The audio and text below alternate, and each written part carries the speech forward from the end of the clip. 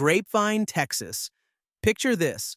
You're a kid in elementary school, and the playground monitor, the one with the clipboard and the permanent scowl, decides he's not just here to break up dodgeball disputes. No, he's got opinions on the lunch menu and why recess should be extended by an hour because, damn it, he used to run this joint. Now imagine that kid grows up, swaps the whistle for a council microphone, and starts meddling in the grown up sandbox of school board decisions. Ladies and gentlemen, meet Leal, Grapevine City Councilman, former GCISD board member, and current behind-the-scenes chaos conductor extraordinaire.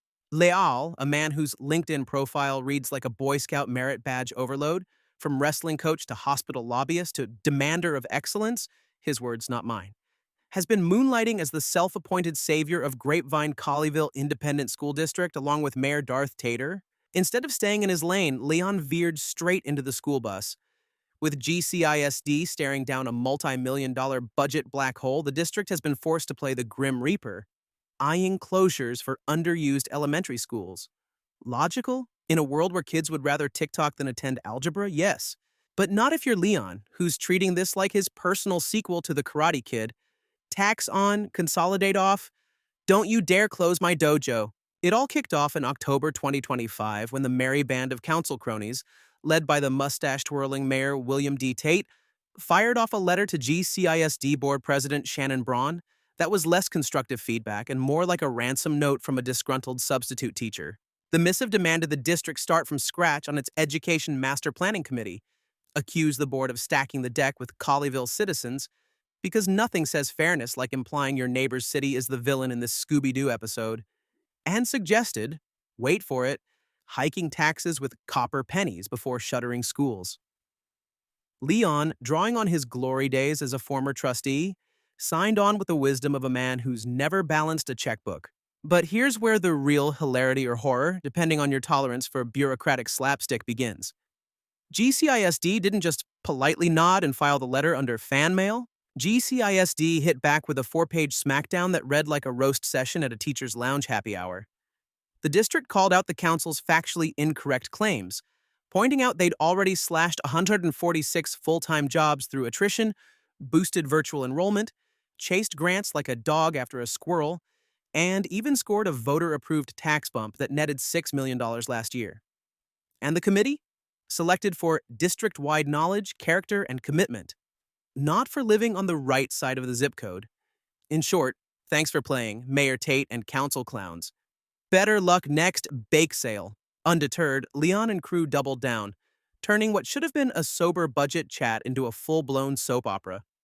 Enter the Texas Open Meetings Act complaint, filed by local busybody Tim Frazier, accusing the mayor and all 6 council members of pulling a walking quorum to hash out that letter in secret. Picture it. Leal, Tate, and the gang huddled in a Starbucks, whispering over venti lattes like they're plotting the overthrow of the vending machine cartel. Hey, Leon, pass the bond payoff notes, and make sure no one's live tweeting this discussion. If there's one thing Texans love more than brisket, it's a good old-fashioned public shaming. Many citizens have visions dancing in their heads this Christmas of the council being frog-marched out of their chambers in stainless steel bracelets. The drama's still hotter than a forgotten Hot Pocket in the faculty microwave. Tate's out here promising phantom millions. A cool $2 million. No, wait, $1.2 million? No, wait, Monopoly money donation to keep campuses open. But GCISD's like, cool story, bro. No one's called about your pretend cash. Meanwhile, the board is gearing up to vote on closing Bransford and Dove Elementary. Leon and Darth Tater? They're probably at home, practicing outraged citizen monologues, ready to crash the next meeting with pleas about thinking outside the box as a Robin Hood district. Newsflash, guys. Robin Hood stole from the rich to give to the poor. You're just pickpocketing good sense from an already bankrupt city government brain trust. The chaos is palpable like the smell of cafeteria mystery meat on a Monday, especially on Facebook. Team Tough Choices is brutally crushing Team Tax Hike in the meme game. One resident quipped online, Leal's meddling like that uncle who shows up to Thanksgiving with unsolicited diet advice. Well-meaning maybe, but mostly just ruining the turkey. Community debates have devolved into Facebook feuds fiercer than a Black Friday stampede, with accusations flying faster than spitballs in study hall. And through it all, Leon's Facebook page, subtitled Man of Faith, Husband, Father, and Public Servant, sits serene, posting about sister city trips to Mexico and kindness rocks for teachers. Kindness rocks? Buddy, your meddling's caused an earthquake. Look, Leon, we get it.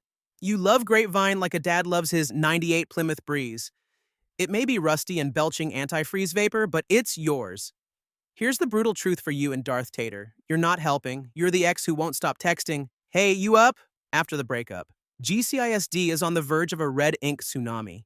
Students are disappearing faster than you can say budget shortfall, and your council's turning a fiscal fix into a circus sideshow. Step back, let the pros handle the spreadsheets, and maybe channel that energy into something less explosive, like organizing a car wash for school supplies.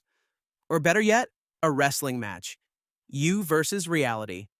Spoiler alert, reality pins you in the first round. Until then, Grapevine's playground remains Leon and Tate's domain, where good intentions go to die screaming.